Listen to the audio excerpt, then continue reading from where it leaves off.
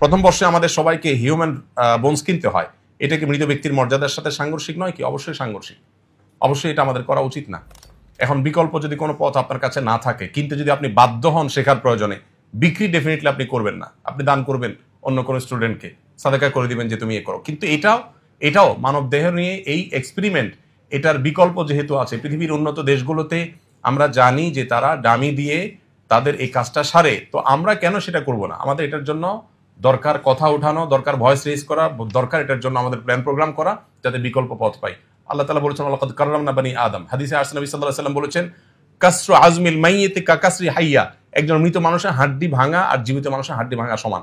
এখানে সমান বলতে কি বোঝানো হয়, এটা নিয়ে বিরাট বিস্তারিত ব্যাখ্যা বিশ্লেষণ আছে স্কলারদের ভিতরে। একটা হলো যে মৃত মানুষের শরীর নিয়ে কাটাছেঁড়া করা, এই যে আমাদের পোস্টমর্টমের যে ইয়েটা আছে, এ জাতীয় যত আপনার কার্যক্রম আছে, এগুলো এই হাদিসের আলোচনা অনেক ওলামায়ে কেরাম নিষিদ্ধ বলেন, যদিও এর অন্য ব্যাখ্যাও আছে, আমি ডিটেইলে যাচ্ছি না। এরপরে প্রশ্নের উত্তর হলো যে বাসায় মা মেয়েদেরকে বা স্ত্রীকে নিয়ে যদি জামাতে নামাজ পড়েন, একামত দেওয়ার প্রয়োজন আছে কিনা? একামতের কনসেপ্ট আমাদের বুঝতে হবে। একামতটা কি? একামতটা হলো আমি নামাজে দাঁড়াচ্ছি, কেউ যদি আমার সাথে এসে শামিল হওয়ার সুযোগ থাকে সেজন্য আসে, তার জন্য তাকে ডাক দেওয়া, জানান। এই জন্য জামাতে আপনি বাসায় মা বোনদেরকে সাথে নিয়ে জামাতে নামাজ পড়লেও একামত দিবেন, তবে একামত আপনি দিবেন অথবা কোনো পুরুষ দিবেন। আর এমনকি একাও যদি আপনি কোনো ফরজ নামাজ পড়েন তাহলেও আপনি একামত দিবেন। কেন?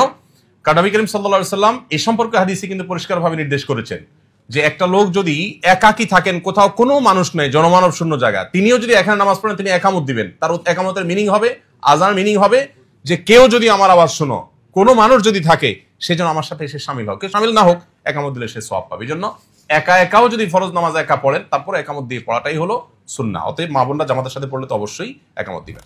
মসজিদের প্রধান জামাতের পর আবার কেউ জামাত করতে চাইলে তার নিয়মাবলী সম্পর্কে বিস্তারিত জানতে চাই। মসজিদের প্রধান জামাত হয়ে গেলে আর জামাত করা যাবে কিনা, এটা আরেকটা প্রশ্ন।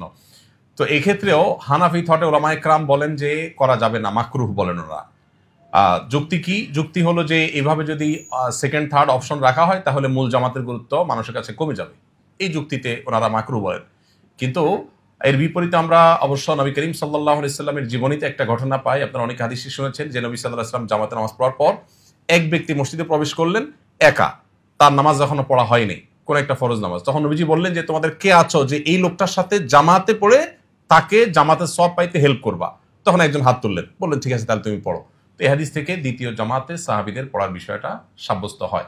এটাকেই হাম্বলি থট সহ অন্যান্য থটে ওলামায়ে কেরাম অনুমোদন করেন। এবং আমরা এমনকি হানাফি থটেও বারান্দায় বা এমন কোথাও যদি পড়া হয় মসজিদের, যে মূল জামাতে বাধাগ্রস্ত হবে না বা মূল জামাতের গুরুত্ব হারাবে না, সেক্ষেত্রে হানাফি থটে ওলামায়ে কেরাম নিষেধ করেন না। জামাতের গুরুত্ব অপরিসীম।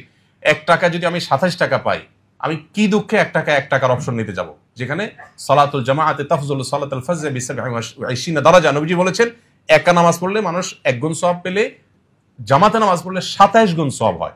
কিভাবে সম্ভব একজন মুসলমান জামাতে নামাজ পড়া ছাড়া একা নামাজ পড়তে পারেন? কিভাবে? কেউ নামাজ পড়ে ফেলছে, তার হাতে পায়ে ধরে হলেও ভাই আপনি নফলের নিয়ত আমার সাথে জামাতে দাঁড়ান, আমি আপনার সাথে পড়ি, 27 গুণ বেড়ে যাবে। তাহলে আমল নামাকে আমি কেন 1 গুণে রাখবো?